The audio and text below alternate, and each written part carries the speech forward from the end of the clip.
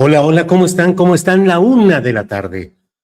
Es la 1 de la tarde y ya estamos en una emisión más de Astillero Informa. Esta es la correspondiente al miércoles 22 de julio de 2026. Se acabó el silencio. Es importante lo que está sucediendo en el esquema de trabajo de la presidenta Sheinbaum en relación con los asesinatos, ejecuciones, maltratos, agresiones, capturas ilegales de parte de la agencia de Estados Unidos relacionada con el control migratorio y de aduanas, el tristemente célebre ICE, que ya sabe usted que es suena como el ice, como el hielo, como lo gélido, como lo helado. Ese es el tono y el color mortífero de ese engendro llamado ICE, que ha sido potenciado por Donald Trump como un instrumento de muerte, represión, persecución contra nuestros hermanos y hermanos migrantes de todo el mundo que encuentran en ICE un instrumento fascistoide de persecución constante,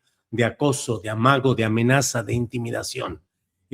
Hasta ahora el gobierno de México había mantenido una postura, digamos que cuidadosa en términos de no establecer litigios institucionales, confrontaciones directas con la administración de este personaje de Donald Trump. Sin embargo, la propia presidenta ha dado, me parece a mí, un paso adelante muy importante que tenemos que analizar como ciudadanos, como mexicanos, como cada quien en su profesión, el periodista en la suya, quien está en su otra actividad, la que sea. Creo que es importante que no perdamos de vista que la presidenta Sheinbaum ha decidido dar un paso adelante en este sentido. ¿Cuál es exactamente el marco o el cuadro de lo que se está viendo y se está viviendo?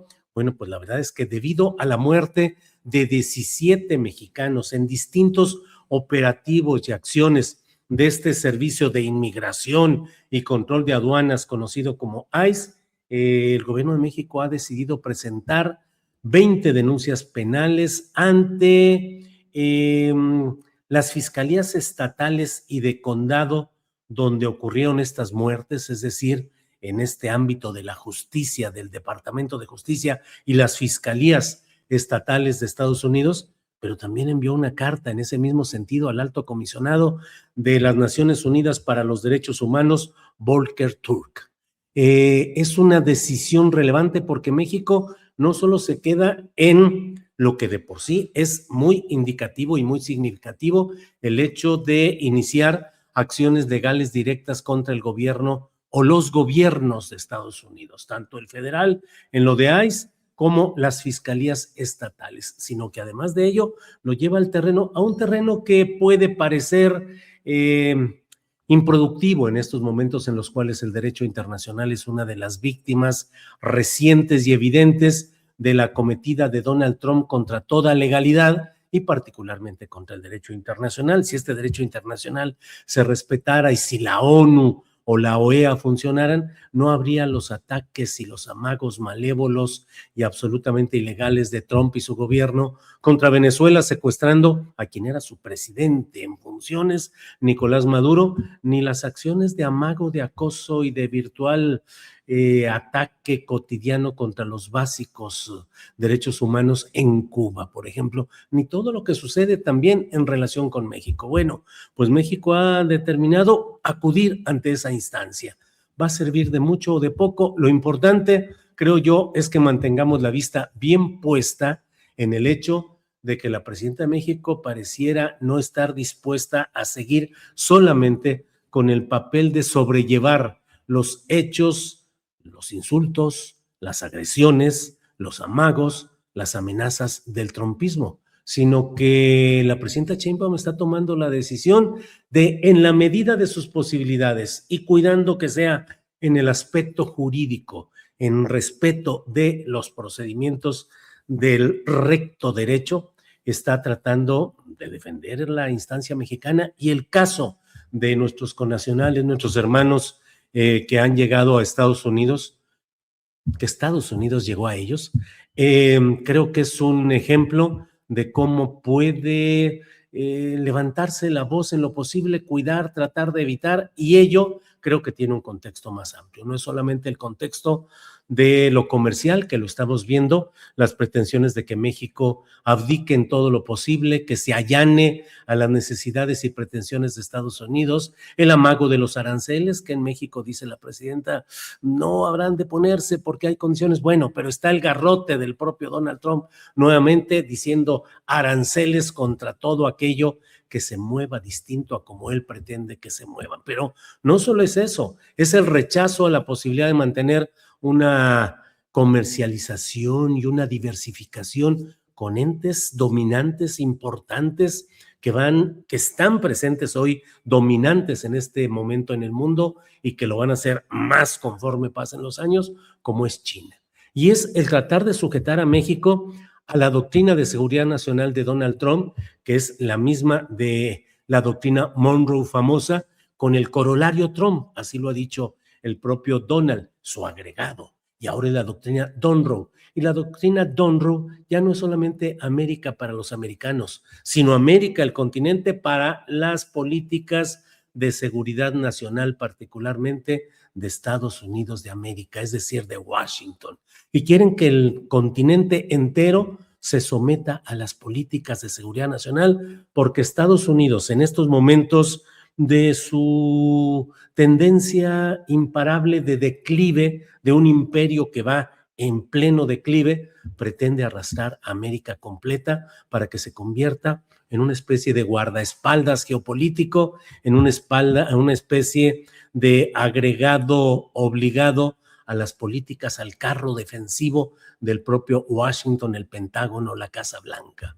Creo que lo que está haciendo hoy la presidenta vale la pena que lo tengamos muy claro, porque es también la muy difícil defensa del terreno de la soberanía ante pretensiones de injerencia abierta de los responsables de la mitad, si no es que más, de la ecuación del narcotráfico mundial, como es Estados Unidos, que pretende culpar a otros, ahora sí que como parodiando a Sor Juana, culpar a otros de lo mismo que consumís, porque vaya que el consumo está exactamente en Estados Unidos. ¿Qué pasa y qué sucede? Que México tiene que defenderse con las armas y las posibilidades que tiene, y México, la presidenta, está siendo declarativamente más activa, más vigorosa, más confrontacional. La visita al Mundial de Fútbol, a la ceremonia final del Mundial de Fútbol, me parece que fue un gran éxito porque la presidenta mostró, primero, que no tenían nada que temer de que la detuvieran, como de una manera disparatada pretendían algunos voceros de la oposición que decían, la van a detener llegando al aeropuerto, la detienen porque es la jefa del cártel organizado hecho gobierno en México. No pasó nada, y no pasó nada porque el fenómeno del narcotráfico es un fenómeno compartido y el delincuente convicto de Estados Unidos que lo preside, que es Donald Trump, no es el personaje que puede estar exigiendo y requiriendo así cartas de no antecedentes penales y cartas de buena conducta que expida la Casa Blanca en el caso de México. Creo que es importante que lo veamos como una respuesta de la presidenta y una acción que desde luego puede y seguramente tendrá reacciones. Hay todo un equipo de halcones encabezado por Donald Trump, dirigido y en ocasiones desbordado. Marco Rubio va más allá de algunas de las cosas que podría intentar o pensar el propio Donald Trump. Me parece a mí que Marco Rubio se ha convertido ya en el instrumento mayor de la persecución de izquierda, progresismos, populismos en América completa y en una persecución macartista, el neomacartismo contra la izquierda en cualquier lugar que se presente. Qué peligroso y qué terrible. Y al mismo tiempo, qué importante que la presidenta de México pueda, en el contexto que ya lo hemos platicado y lo seguiremos platicando con todos sus acentos, con la sal sobre la herida si es necesario, con la crudeza necesaria de nuestros problemas internos, pero que debemos resolvernos nosotros, tenemos que resolverlos nosotros, no que de Estados Unidos nos llegue una presunta salvación que históricamente nunca ha habido de parte de Estados Unidos un proyecto que salve a otro país. Al contrario, lo roban, le saquean, le quitan los recursos, el petróleo, las tierras raras, el litio en México, todo lo que les es posible pero no hay ninguna caballería justiciera que vaya a llegar de Estados Unidos para salvar a nuestro país. Entonces, lo que hoy se está haciendo en esta relación con el ICE me parece bien importante. ¿Va a tener los resultados jurídicos deseados? Pues yo creo que va a ser difícil. Yo creo que puede haber algunos resultados en algunas fiscalías estatales donde se reconozcan los excesos y abusos criminales de ICE contra migrantes y contra ciudadanos estadounidenses, incluso que han sido asesinados también por ICE. Entonces, bueno, veamos. Por otra parte, bueno, hoy la propia presidenta de la República, en su conferencia mañanera de prensa, habló algo sobre este tema y dijo, por otra parte, que pues se va a esperar el anuncio respecto a los nuevos aranceles que dice el garrote mayor Donald Trump que le va a imponer a 60 países. Vamos a escuchar lo que sobre este tema comercial ha dicho hoy la presidenta de México. Adelante.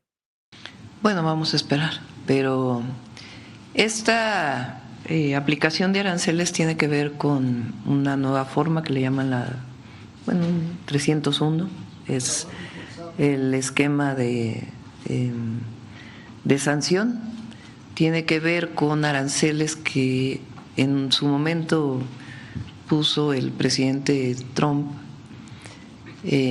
Si recuerdan, fue el esquema de aranceles recíprocos. En esos aranceles recíprocos México no estaba que previamente se habían aplicado a todos los productos que no pasan por el tratado comercial. Entonces estamos esperando, tuvo audiencia la Secretaría de Economía la semana pasada, si mal no recuerdo, para dar todos los argumentos de por qué no debe haber mayores aranceles a México, pero vamos a esperar. El jueves voy a recibir al embajador Grill. ¿En Palacio? En Palacio Nacional. Sí. ¿A qué hora sería, presidenta? En la mañana. Temas relacionados con lo que estamos hablando, el secretario de Seguridad Pública, Omar García Harfuch, dice que la Fiscalía General de la República es la que puede determinar si el Mayo Zambada puede cumplir su sentencia en México y otros detalles. Vamos a escucharlo. Él directamente a su nombre, no. Se han asegurado una gran cantidad de cuentas, de propiedades, sobre todo de cuentas congeladas de WIF. WIF ha hecho un avance muy importante que podemos presentar aquí con instrucción de la señora presidenta, de todas las organizaciones criminales. Precisamente se lo acaban de presentar a la señora presidenta en gabinete, lo podemos presentar aquí, pero a nombre de él específicamente no, sí de las organizaciones criminales, y han sido una cantidad considerable de cuentas, inmuebles, etcétera. ¿Se tiene algún cálculo de la malliza, por ejemplo? Lo podemos presentar, de lo que se ha hecho, de cuánto se ha congelado y cuánto se ha asegurado a cada organización criminal, con todo gusto. También decía el abogado en esta entrevista, secretario, que el deseo de Ismael El Mayo Zambada es cumplir su sentencia, aparte de su sentencia en nuestro país. ¿Esto es factible? Ya tendría que determinarlo la Fiscalía General de la República si solicita la extradición. ¿Cuándo podrían detener a Iván Archibaldo Guzmán Salazar? Esto es lo que ha respondido Omar García Harfuch. Para no especular y decir qué tan cerca o qué tan lejos, más bien los avances que ha hecho el Gabinete de Seguridad de manera constante con las operaciones, por ejemplo, la más reciente por parte de la Secretaría de la Defensa Nacional, donde se logró neutralizar a un objetivo apodado el Texas, que era de los principales generadores de violencia en Culiacán y en toda esa zona. Era una persona clave para esta organización, para este líder delincuencial, pero no solo ha sido ese. Toda esta semana, más bien todas las semanas, continúan las operaciones de todas las instituciones del Gabinete de Seguridad para poder continuar debilitando no solo a esta organización, sino también a la otra facción de Cártel de Sinaloa. ¿De veras va bajando la violencia en Sinaloa? ¿De veras van bajando las cosas ahí de intensidad? Vamos viendo.